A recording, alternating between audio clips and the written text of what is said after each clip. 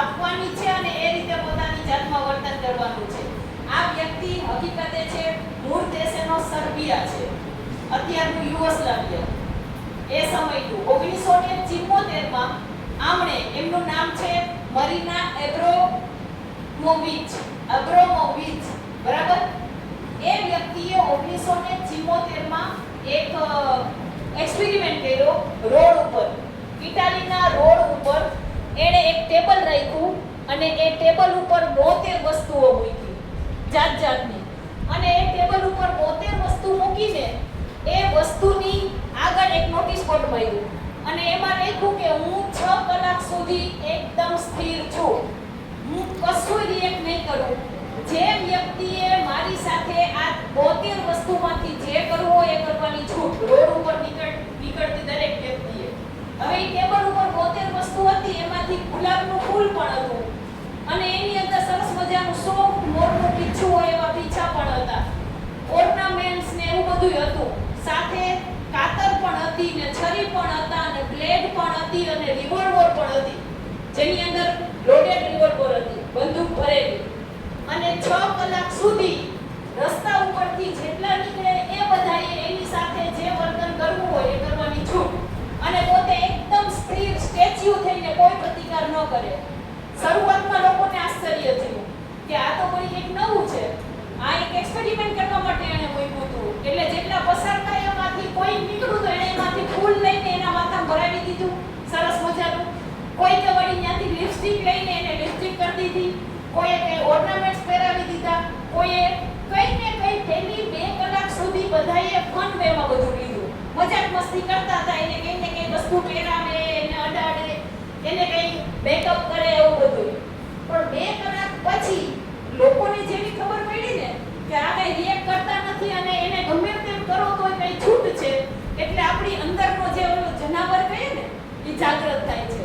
પછી ધીમે ધીમે લોકો એને એના કપડા ખેંચવા માંડ્યા, એના વાળ વીખી નાખવા માંડ્યા, કોઈ કાતરથી એના વાળ કાપવા માંડ્યા, કોઈ કે તો કાતરથી એના કપડા કાપવા માંડ્યા.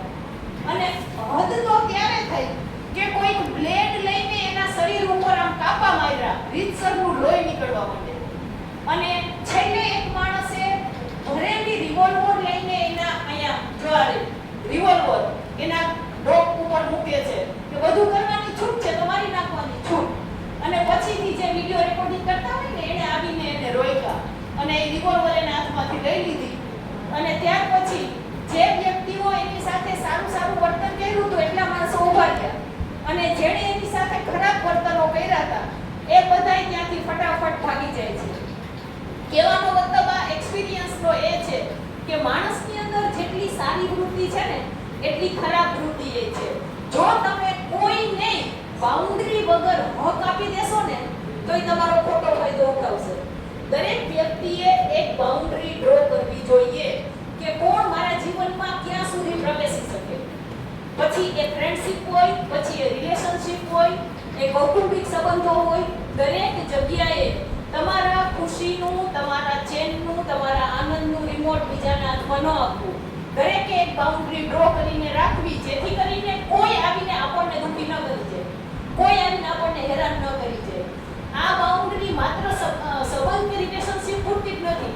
આ બાઉન્ડરી તમારા સોશિયલ મીડિયાના યુઝમાં રાખવાની જરૂર છે.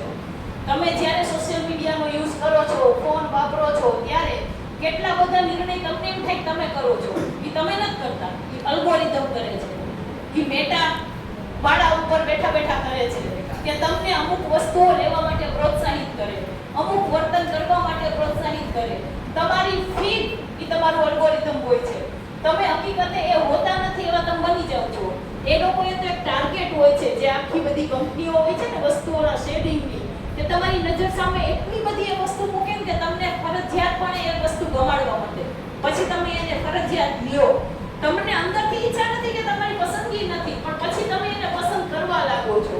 આ શું છે તો કે તમે તમારી બાઉન્ડરી ન રાખીને બીજાના હાથમાં દઈ દીધું તમારા માઇન્ડનો કમાન્ડ. એટલી હદ સુધી આપણે એનાથી પ્રભાવિત થઈ જઈએ છીએ કે મત આપવા આપણે જાતા હોય, હાથ આપણો હોય, પણ આપણા મગજ ઉપરનો કંટ્રોલ છે ને એ સોશિયલ મીડિયાએ લઈ લીધો. એટલે ખાસ કરીને આ જનરેશને એ યાદ રાખવાનું છે કે ડ્રો બાઉન્ડ્રી. કોઈ પણ વસ્તુ હોય કે વ્યક્તિ હોય, એક લિમિટથી વધુ તમારી અંદર એને પ્રવેશવા ન દ્યો જો સુખી રહેવું હોય તો. આ આજના ગુરુવારની શીખ છે.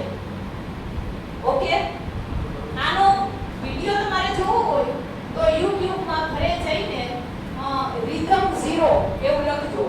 રિધમ 0 લખશો એટલે આખો એક્સપેરિમેન્ટ આવશે એમાં. અને એમના ત્યાર પછી તો ઘણા બધા વિડિયો બનેલા છે અને ઘણી બધી શીખ આમાંથી લેવામાં આવેલી છે. પણ તમે ઘરે જઈને એક વખત કંઈક નવું પણ સર્ચ કરાય અને જોવો. એટલે આપણા ગુરુવાર માટે આજના દિવસે આ એક નવી શીખ છે. કઈ શીખ આપી? Draw your boundary. Okay, all the best.